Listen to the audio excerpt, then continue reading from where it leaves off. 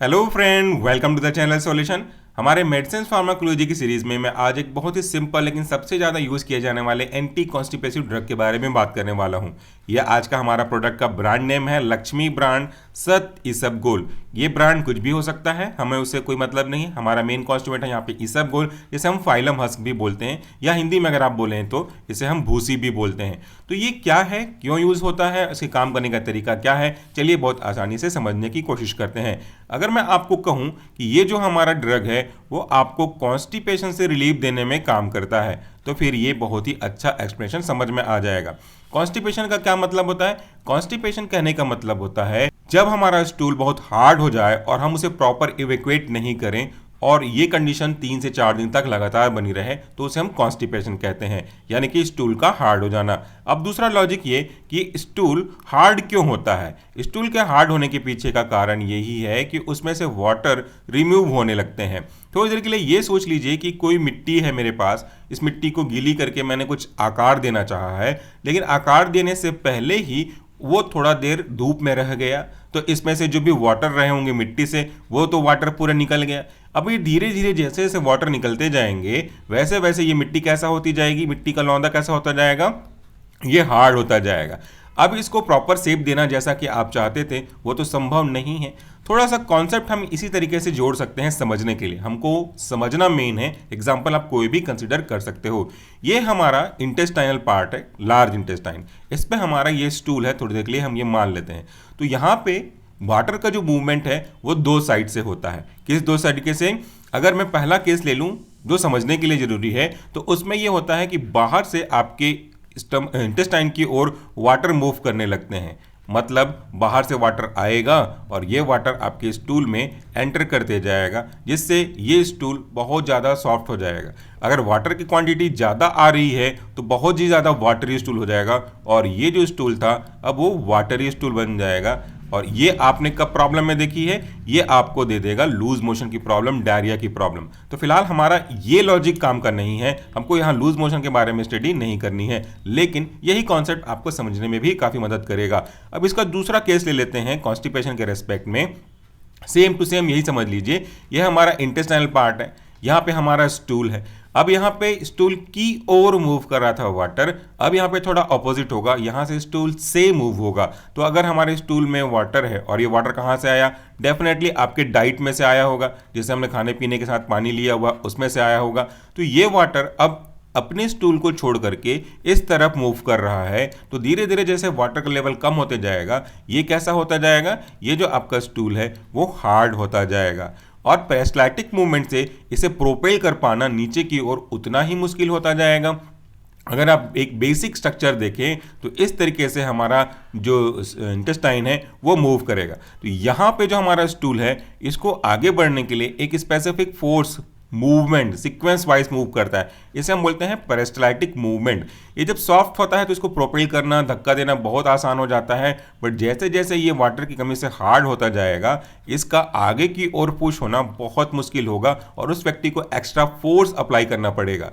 ये extra force भी sufficient तरीके से इसको प्रोपेल करने में समर्थ नहीं होगा, और लास्ट में जब रेक्टम पार्ट से ये रहेगा तो यहाँ से वो इरोज करता हुआ, यानी कि इसको कट लगाता हुआ, इसको थोड़ा सा स्किन इरोजन करता हुआ लेके जाएगा, जो फिर आगे जाकर के पाइल्स का कारण बन सकता है। तो आपने बेसिक फिजियोलॉजी समझी कि एक्चुअली में कॉन्स्टिपेशन होता क्या है। अब इसका सॉल्यूशन कैसे किया जाए। ये जो हमारा ड्रग है आज का लक्ष्मी ब्रांड सत इसबगोल, या कोई सा भी ब्रांड क्यों ना हो, ये काम कैसे करता है। जितने भी ड्रग्स के बारे में आपने पढ़े हैं वो अक्सर किसी न किसी पर्टिकुलर रिसेप्टर या किसी पर्टिकुलर एंजाइम पे काम करते हुए नजर आते हैं, लेकिन यहाँ पे ये जो ड्रग है वो किसी तरह से रिसेप्टर पे काम नहीं करता, वो सीधा सीधा फिजिकल फिनोमिना को फॉलो करता है। प्रिंसिपल ऑफ ड्रग एक्शन के अंतर्गत देखा जाए तो बहुत सिंपली ये वाटर को एब्जॉर्ब करता है। कॉन्स्टिपेशन को ठीक करने के अलग अलग क्लासेस हैं। जो पहला क्लास होता है वो होता है आपका स्टूल सॉफ्टनर, जो स्टूल को सॉफ्ट करने का काम करेगा। अभी आपने देखा ना, हार्ड हो गया तो डेफिनेटली सॉफ्ट करना पड़ेगा।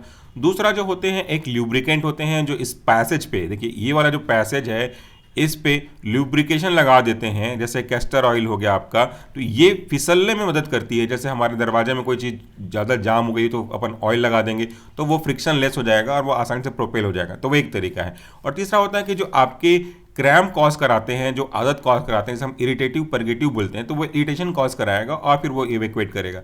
इन सब में एक दिक्कत ये है कि उतने अच्छे से रिस्पॉन्स नहीं देते हैं, लेकिन हाँ साइड इफेक्ट जरूर कॉज कर सकते हैं, ये हैबिचुएशन कॉज कर सकते हैं। तो उन सब से अलग हमारा जो आज का ड्रग है इसबगोल बिल्कुल अलग तरीके से काम करता है। प्रॉब्लम कहाँ पे है? प्रॉब्लम ये है कि यहाँ से हम वाटर को रिटेन रखवाना चाहते हैं, तो उसके लिए हमको वाटर की अवेलेबिलिटी को इंश्योर करना पड़ेगा।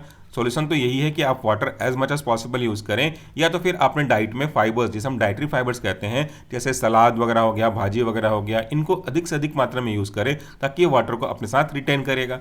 अब अगर वो नहीं कर पाए हैं तो ये ड्रग आपको लेना पड़ेगा। और ये कैसे काम करता है? इसके पैकेट को अगर आप खोलेंगे, इसका डिटेल वीडियो भी ऑलरेडी अवेलेबल है प्रैक्टिकल के साथ, तो आपको बहुत भूसी के फॉर्म में दिखाई देगा।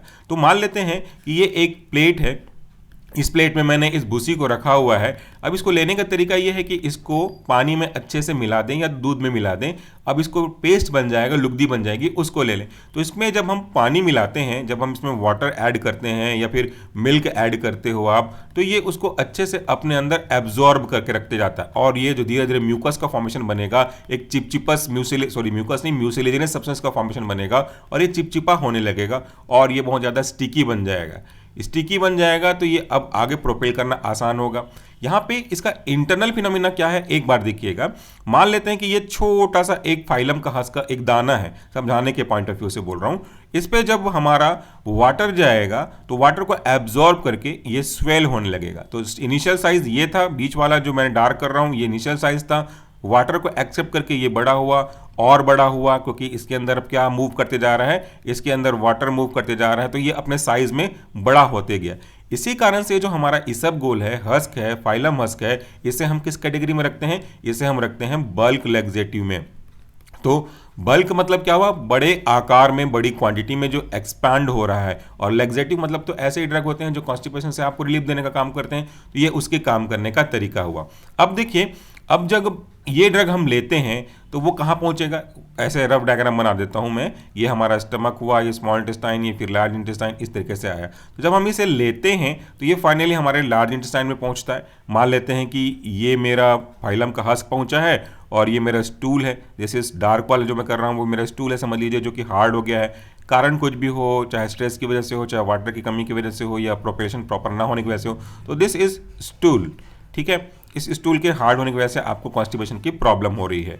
और ये मैंने जो हस्क लिया है वो है, इसे हम लिख देते हैं हस्क। अब ये हस्क गया। हस्क को लेने का तरीका ये है कि हस्क को पानी में, दूध में मिला करके लीजिए। लेने के बाद ऊपर से 2 गिलास पानी या 2 गिलास दूध, अगर पानी नहीं है दूध ले सकते हैं, दूध नहीं है तो पानी ले सकते हैं, 2 ऊपर से और ले लीजिए। तो ये क्या होगा? ये तो ऑलरेडी एक म्यूसिलेजिनस सब्सटेंस बना चुका है, चिपचिपा सब्सटेंस बना चुका है।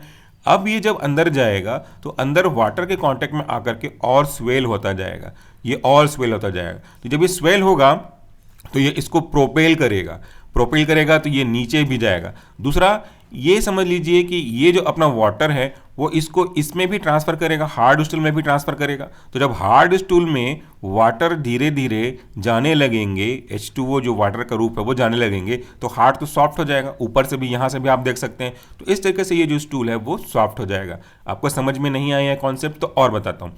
मान लेते हैं कि एक मिट्टी का सूखा ढेला है, ठीक है, बिल्कुल हार्ड हो चुका है। इसको पत्थर मारो, पत्थर के जैसा तो नहीं हुआ हार्ड, लेकिन हार्ड है। बट इसमें अगर मैं क्या करूं, इसमें मैं एक कपड़ा लेकर के कपड़ा से इसको ढक देता हूं और इस कपड़े को मैं गीला कर देता हूं, वाटर के साथ इसको गीला कर दूं, तो ये वाटर जो कपड़े का है वो धीरे धीरे जब कांटेक्ट में रहेगा तो इसके अंदर जाते रहेगा ना। और ये जो ढेला है मिट्टी का वो धीरे धीरे कैसा होता जाएगा? वो धीरे धीरे सॉफ्ट होता जाएगा और वो टूट जाएगा। वैसे ही तो हमारा हस्क काम कर रहा है। हस्क वाटर को इस पे ट्रांसफर कर रहा है जो कि स्टूल हार्ड हो चुका है, और साथ में वाटर को भी लेकर के जा रहा है आसपास से इसको। तो जो हार्ड स्टूल था वो धीरे धीरे सॉफ्ट हो गया। अब दूसरा प्रॉब्लम ये है कि इसको कैसे यूज़ किया जाना चाहिए।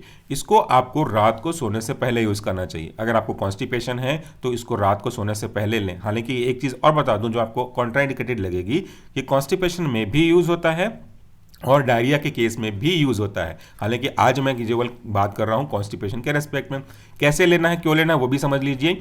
अगर हम नाइट में लेते हैं तो ये प्रॉपर मात्रा में एक्शन लेने के लिए समय लेगा, और इसको लेने से आपके जो पेट में वाटर है, इंटेस्टाइन में जो वाटर है, वो इसके अंदर मूव करके एब्जॉर्ब हो जाएगा।